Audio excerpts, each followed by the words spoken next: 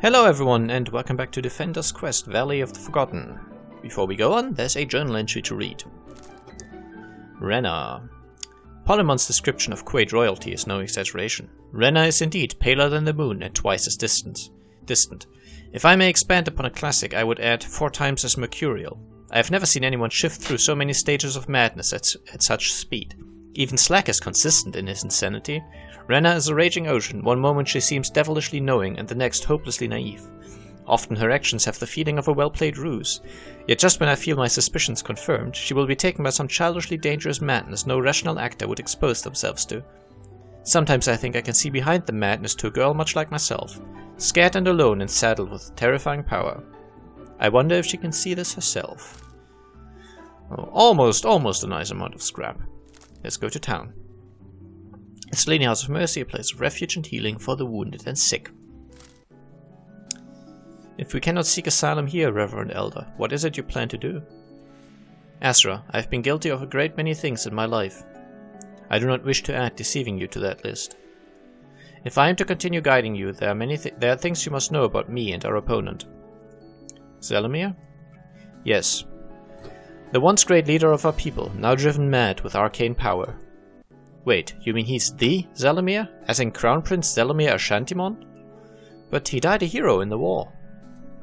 So everyone believes, but the truth is a more bitter history. Before your time, when the Quaid War reached its height, you cannot imagine the destruction. Principalities burned, entire territories slaughtered. We were on the verge of annihilation. Zelomir and I were generals in the Ash Army then. We were like brothers. Our men fought like tigers, but we knew we were doomed. Each day we saw Ash brought one step closer to destruction. Then, amidst the ruins of an enemy city, Prince Zelomir made a discovery. The location of an ancient power, lost in ages long past. With the enemy at our gates, he formed a plan. A dark plan, born of desperation. And I, in my foolishness, helped him. Asra, I have dedicated what remains of my life to undoing Zelomir's destruction as best I can. For whatever reason, he has chosen you as the focus of his madness. If we can discover why, we may be able to use it against him. You have seen what he is capable of, Asra. Will you help me in this? As best I can. Okay, let's see. I wouldn't mind recruiting another berserker. Yeah, well, that's a silly name, Zedamon. No, fine.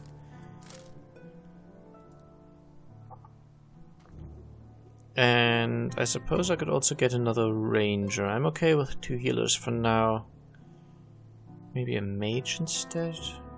Yeah, let's go for a mage instead. Leska, why not? It's okay, but slightly lighter skin maybe? Yeah, that'll do.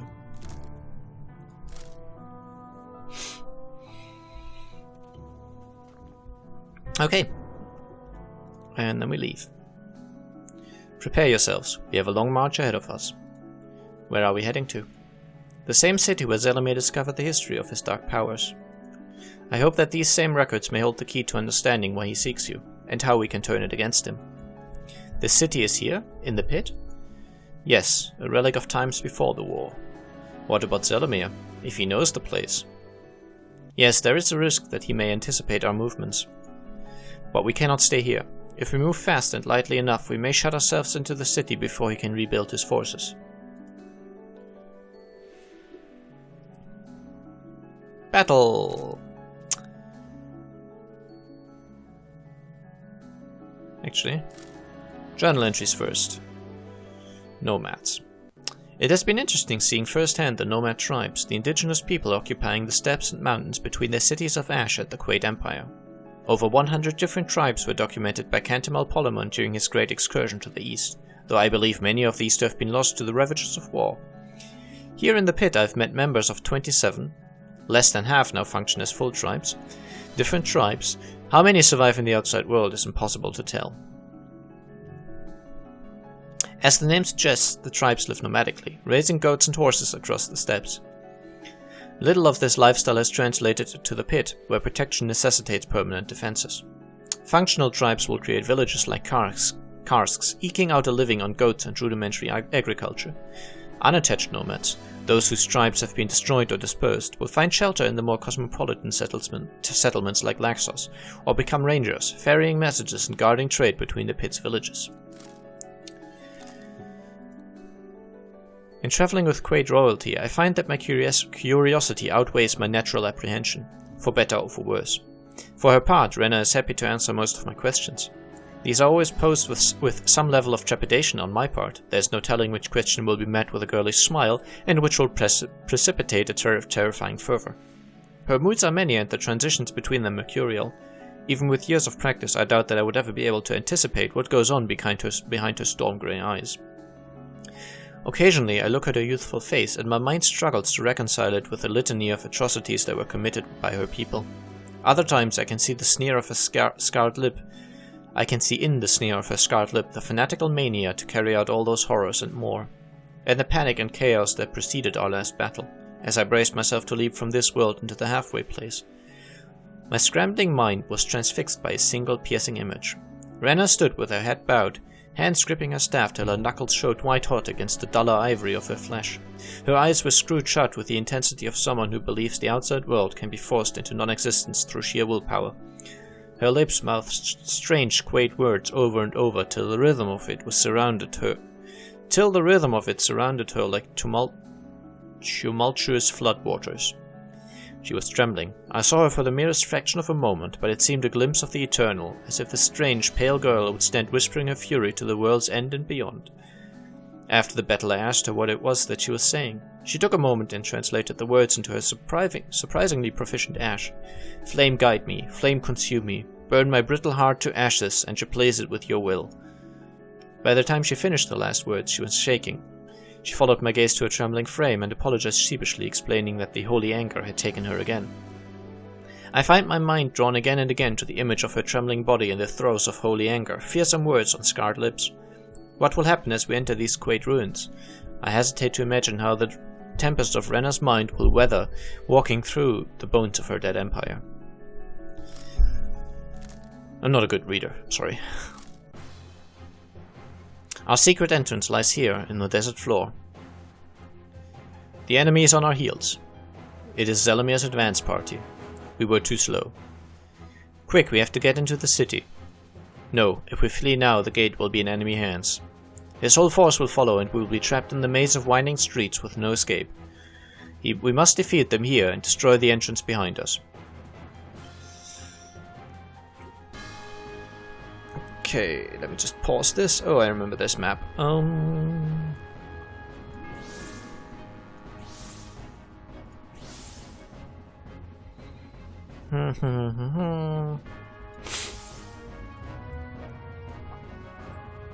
Okay. This might be a good position for a ranger.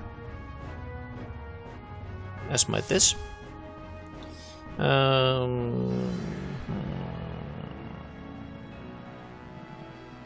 Maybe here as well.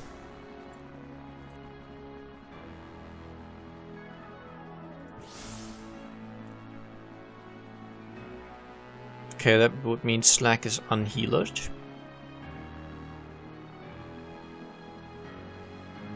Let's try this. Then the ice mages can go... One can go, I guess, here. And I'll put one...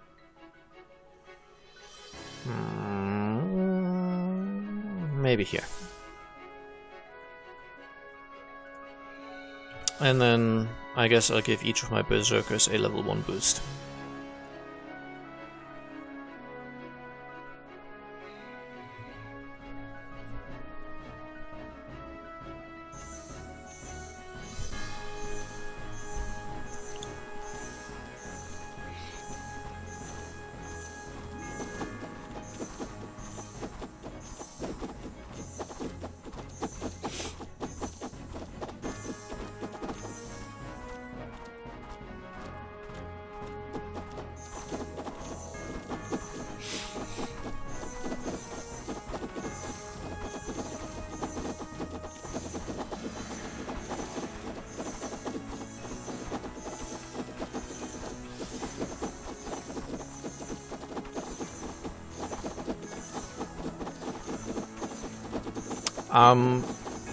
because the last time I really, I guess, played this much, I had my guys pretty much fully upgraded. Ugh. Poor mage died. I've kind of stopped paying much attention to which berserker I place where. Or at least I'm not paying as much as I probably should. Which is a bit unfortunate, because currently someone like this berserker, who has got no weapon and no skills, will be a lot less useful than a fully upgraded and equipped one. Ah. Okay, we're fine. It's not a perfect victory, but a victory.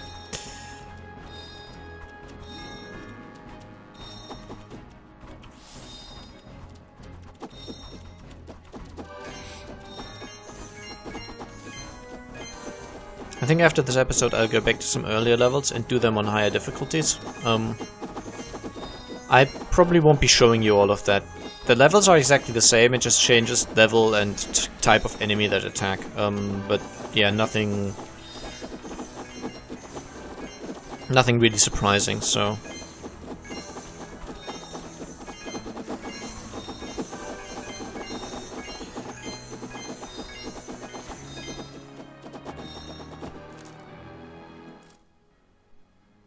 yeah.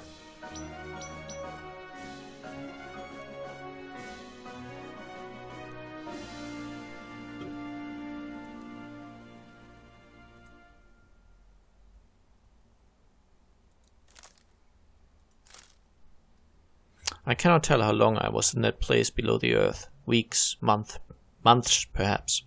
Without the sun, living each moment in fear of the writhing blackness and the things that moved within it. Yes, feel the wrath of Slag. Flee from the presence of my rugged yet still alluringly sensual awesomeness. Flee while you still can, you miserable wretches, you gibbering misbegotten scraplings, you effeminate baboons. You think that last one was too much? I'm trying to keep things fresh, you know, trying out some new insults. Are you quite done? I must seal the entrance behind us. Wow, you can make things explode with your mind. Forgive me, please don't blow my head off with your mind-splody powers. I'll give back the shoes I stole from your pack, I swear. I'll pay you back 100 shoes, 1,000 shoes. Calm yourself. The crystals that grow here are naturally unstable. The Quaid Empire built this city to harvest these mineral deposits for the war. I rigged a simple fuse to trigger the explosion. Wait, what? Oh, never mind then. Okay, let's read the journal entry. Jewel of the Desert. Ah, I have to sneeze.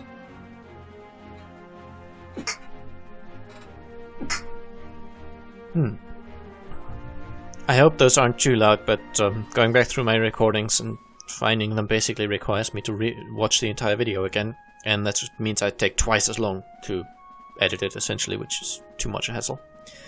I'd often wondered how the homes of our great enemies to the east would appear.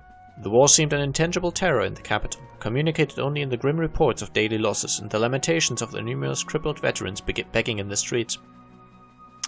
After a life of shapeless fear, the sight of an actual Quaid city is a strange experience. I am struck by the beauty and ingenuity of its design, but more than anything else, I am shocked by its familiarity. I see all the details that mark a city's life, the worn cobblestones of the well-trodden street, a monument augmented by the vandalism of generations of youth. The market stalls arranged just as they would be in any other city. It is no difficulty at all to see my own father sitting at the street corner, laughing and cursing and swapping stories with the other old men from the city. And yet the people of this place destroyed Turner and killed its inhabitants, every man, woman and child. Okay, let's battle on, I guess.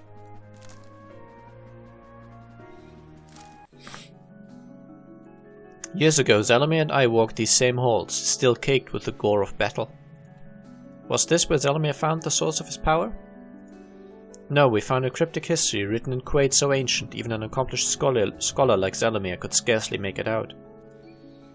So if this ancient power is elsewhere, what are we doing here? Zalomir fears you, likely because of something he read in that script, something he did not share at the time. Like many aspects of his plan. You couldn't have known. I should have guessed. But empty regret is of no use. I must now correct the monster I had a hand in creating. I must find that sacred record and discover what Zelemir fears so greatly. So you think you can read it this time?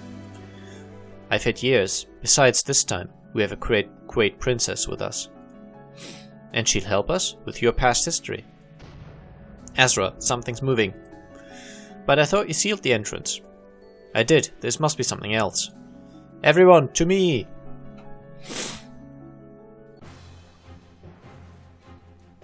Ah. This is where we meet armored enemies. And we haven't yet the means to really deal with them.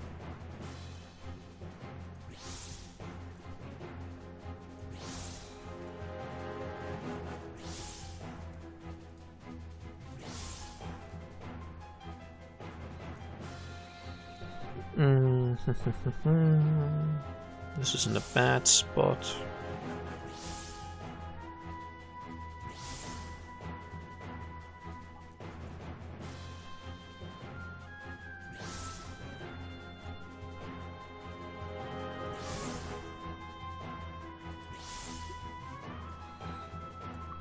And then you get a boosty, and you get one, and you get one, and well, I guess you get one.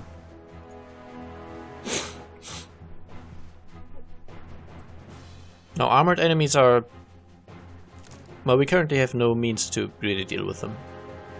These new Revenant have armor that deflects much of the damage dealt to them. Hey wimps, real men fight shirtless. Hey, if they want to bundle up, let them. The less zombified shangly bits I have to stare at, the better. So that makes them a lot harder to kill. And only after this mission will we basically be given the means to handle armored enemies.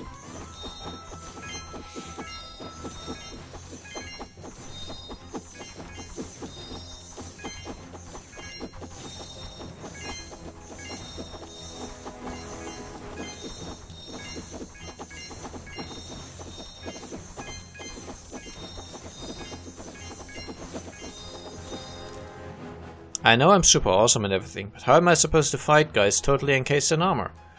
I have an idea. Azra, strike one of those crystals with lightning as the enemy passes it.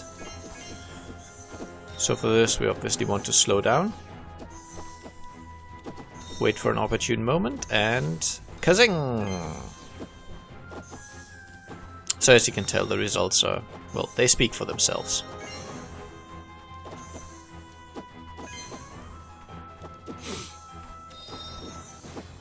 Blowing up the crystals deals a lot of damage.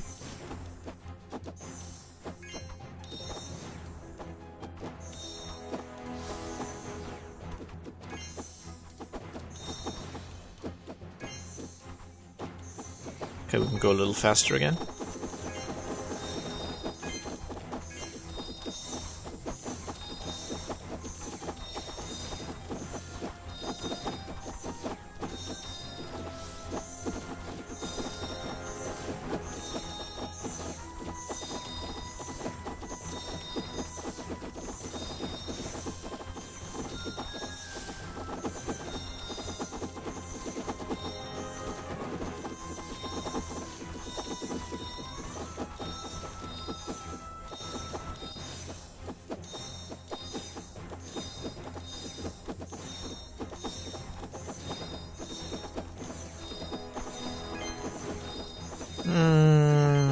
Not sure who to boost really.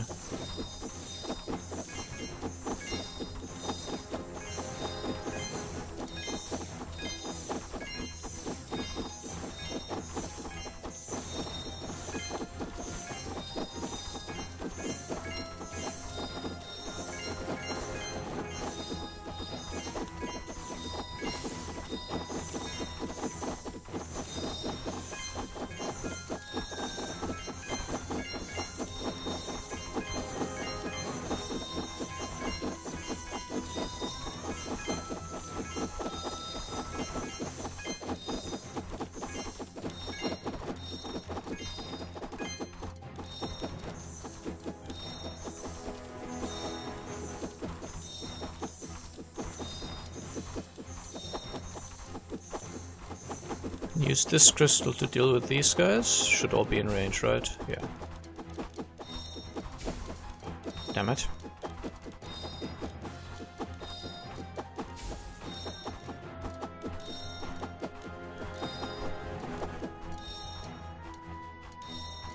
I guess we can recall you, place you down here, and boost you.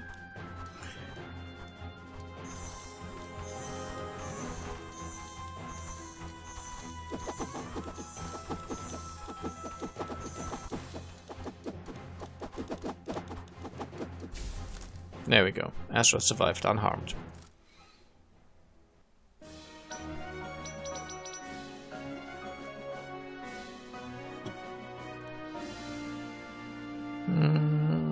Yeah, more bleeding.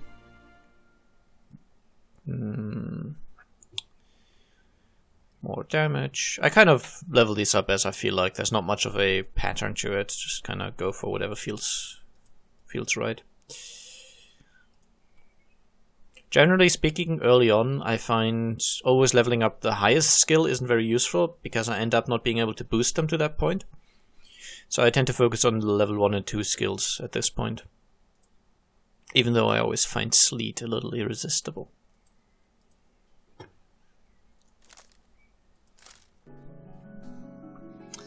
What was that crystal? It was once a key ingredient in Quaid's siege weapons. The mines below the city are riddled with it. Do you think that's where these Revenant came from? No, they were wearing Ash uniforms, or what was left of them. These men were knights of the Ash Kingdom. We sealed the entrance behind us. How could they have gotten here? I do not know, but we cannot turn back now. Our goal lies in the Royal Records Room. Wait, that crystal. Physical nature is driven by the spirit, and the spirit can be seen with the right eyes, called out. I think I understand. Ta-da! We learned a new spell. Yeah, we can place down crystals and either wait for them to blow up or blow them up ourselves with the lightning. Okay, at this point I will basically go back to earlier battles, see if I can do them on higher difficulties. Actually, first, journal entry. The fox.